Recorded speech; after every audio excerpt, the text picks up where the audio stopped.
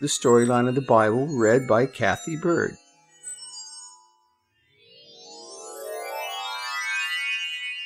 God repopulates the world. The descendants of Noah wandered from the mountains of Ararat, which exist above the Fertile Crescent that borders the Arabian desert, to Mesopotamia and Babylon, and built their cities on the fertile sandy plains that existed between the Tigris and Euphrates rivers. Babylon, on the plain of Shinar, was the most popular city of these plains. Its people were skilled at building pyramid-like towers called ziggurats that were made of bricks that were baked and joined together by bitumen mortar, asphalt found in its natural state, or tar. Some were almost 300 feet high, with temples at the very top and at the base. These people believed that the gods used these temple towers as steps on their way to an earthly dwelling place. At this time, all the people of the world spoke one common language, and they decided to put their efforts into building a larger city with the largest tower that would reach to the heavens.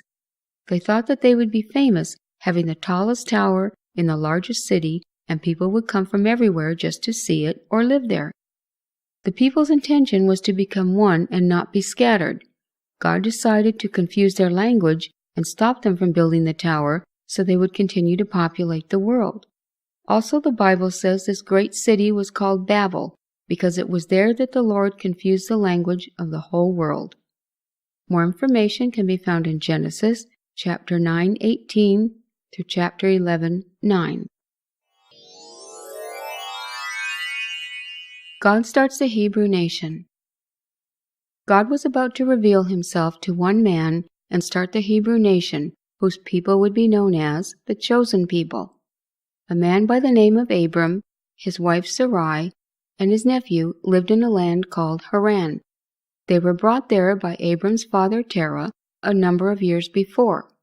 According to the book of Genesis, chapter 12, verses 2 and 3, when Abram was 75 years old, the Lord spoke to him and said, "Leave your country, your people, and your father's household, and go to the land I will show you.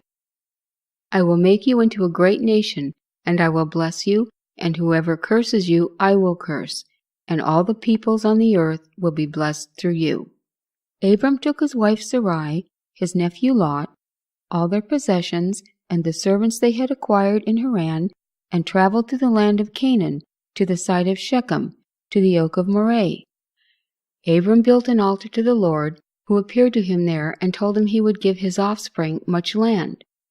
Abram also built an altar in the hills of Bethel, then journeyed to the land of Canaan, where the Lord assured him in a vision that this was the land his offspring would inherit. After entering Canaan, Abram went through a period of wandering that lasted about 10 years. He journeyed to Shechem, Bethel, and Negev, which is the desert area south of Judea. During a time of famine, Abram journeyed to Egypt, where there was no famine for a while. During the years of wandering, Abram made many friends with Amoritish chieftains and kings, and made some enemies, including the Pharaoh of Egypt, who feared for his own life when God gave him a warning not to take Abram's wife, who he thought was Abram's sister, for one of his own wives. Pharaoh invited Abram, his wife, and all of the people who were with him to leave Egypt unharmed.